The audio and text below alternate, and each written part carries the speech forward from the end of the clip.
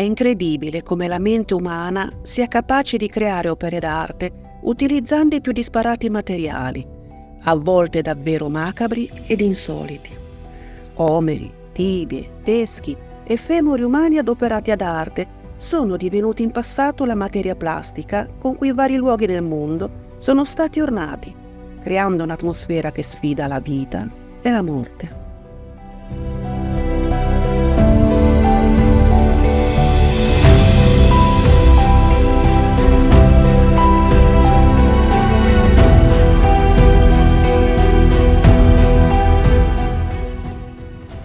Oggi vi condurremo in un viaggio attraverso le pieghe del tempo, esplorando la storia di un luogo inquietante che suscita emozioni alquanto forti.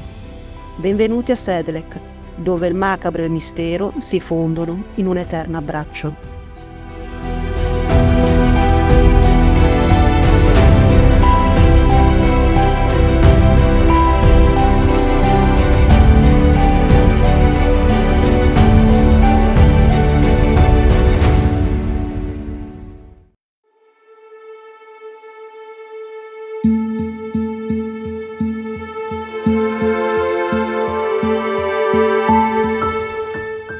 Siamo nella Repubblica Ceca ed esattamente a Kutná Hora, una città che oggi conta poco più di 21.000 abitanti, ma che ricopre il ruolo di capoluogo dell'omonimo distretto in Boemia centrale. Essa dista circa 75 km, appena un'ora di treno da Praga, la bellissima capitale ceca, un tempo culla dell'alchimia.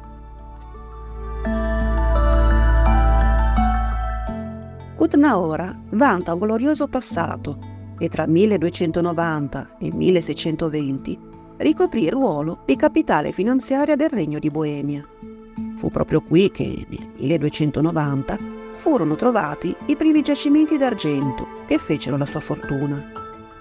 Per la loro importanza storica ed architettonica, il centro storico, la cattedrale di Santa Barbara e la chiesa di Nostra Signora di Sedlec fanno parte del patrimonio mondiale UNESCO.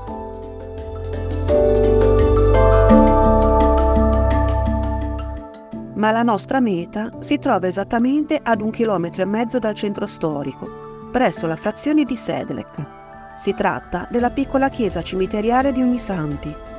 Costruita su 2 piani sovrapposti, il piccolo luogo di culto presenta l'aula liturgica a livello superiore ed un ossario cripta a quello inferiore. Ma ciò che rende davvero speciale quest'ultimo è la sua bizzarra decorazione, essenzialmente realizzata con ossa umane. Si tratta dei resti di ben 40.000 scheletri di persone decedute sepolte lì in epoca medievale, che ora fanno da macabro ornamento all'intero ambiente sotterraneo. Ma vediamo un po' più in dettaglio la sua singolare storia.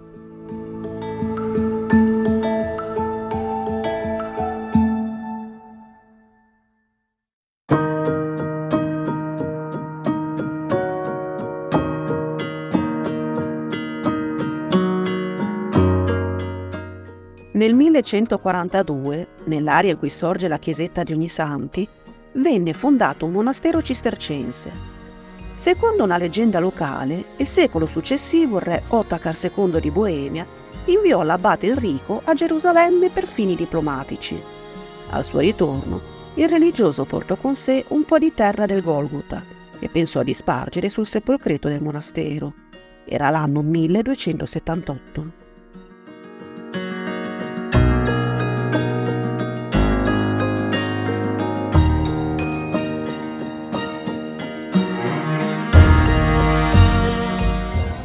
Questa era a quel tempo una pratica tutt'altro che rara, che serviva a consacrare i luoghi di culto e a conferirgli, al contempo, proprietà taumaturgiche. Ciò rese Sedlec famoso a tal punto da attrarre flussi di pellegrini da varie parti d'Europa, alcuni dei quali, i più abbienti, sceglievano di farsi seppellire proprio in quel luogo santo.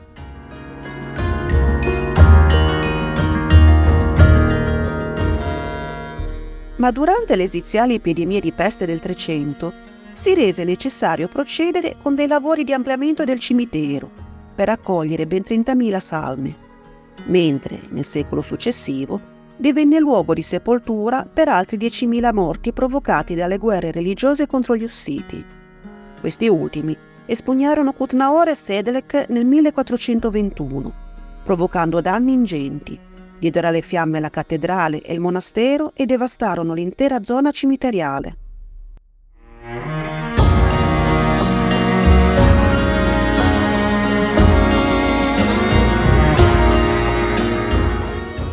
Fu solo verso la fine del XV secolo che si decise di riparare i danni delle devastazioni e ricostruire in forme gotiche l'attuale chiesetta. Il progetto previde inoltre la riduzione della vasta area cimiteriale, che aveva raggiunto la ragguardevole estensione di ben 35.000 metri quadri e il conseguente spostamento delle ossa delle tombe eliminate. Queste ultime furono poste nella cripta ossario della nuova chiesa di Ognisanti. Sembra, peraltro, risalire a questo stesso periodo la leggenda secondo cui il primo a utilizzare queste ossa con finalità estetico-devozionali fu un monaco cistercense semicieco che innalzò all'interno del tempio ben 6 piramidi di ossa e di teschi.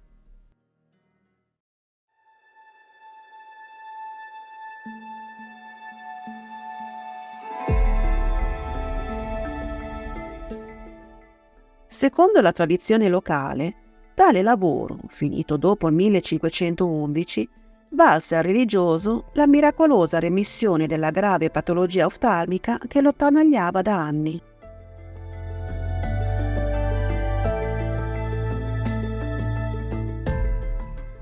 Nel corso del XVI secolo, però, stando a quanto riporta il cronista Kapiorsky, le macabre decorazioni vennero riviste ed aggiornate al mutato gusto estetico, mentre, in epoca barocca, la chiesa verrà sottoposta ad un radicale e definitivo restauro che ne comportò la parziale ricostruzione.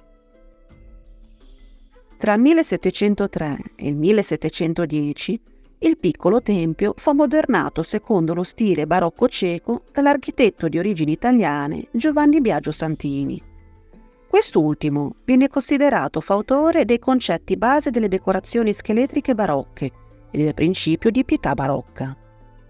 Nel 1783 il monastero di Sedlec venne soppresso e le proprietà ecclesiastiche passarono nelle mani della famiglia Schwarzenberg, grazie al cui patronato l'ossario si è preservato fino ai nostri giorni.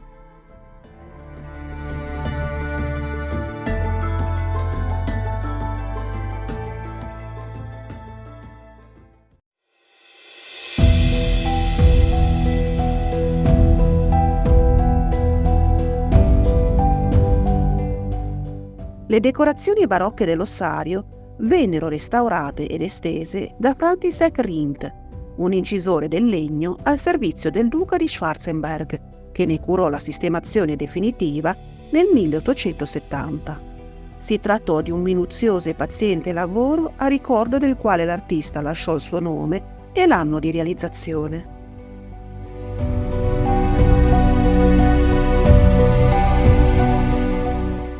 Tra le creazioni più originali di Rindt abbiamo il lampadario centrale, creato usando tutte le ossa del corpo umano,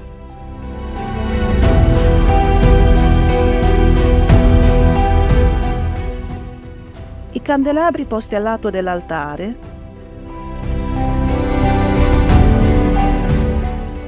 e lo stemma nobiliare della famiglia Schwarzenberg.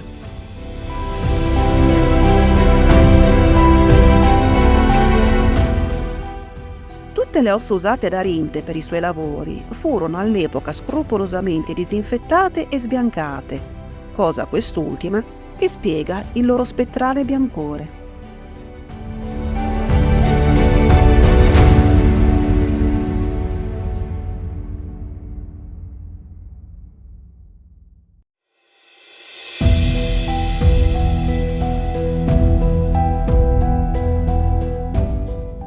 In conclusione di questo nostro viaggio, possiamo affermare che commetteremo certamente un errore se considerassimo l'ossario di Sedlec semplicemente una macabra bizzarria. L'opera, a nostro avviso, va più opportunamente letta ed interpretata attraverso i suoi chiari simboli cristiani, che così possiamo riassumere. caducità della vita, memento mori. Uguaglianza dei viventi a cospetto dell'Altissimo, speranza nella resurrezione.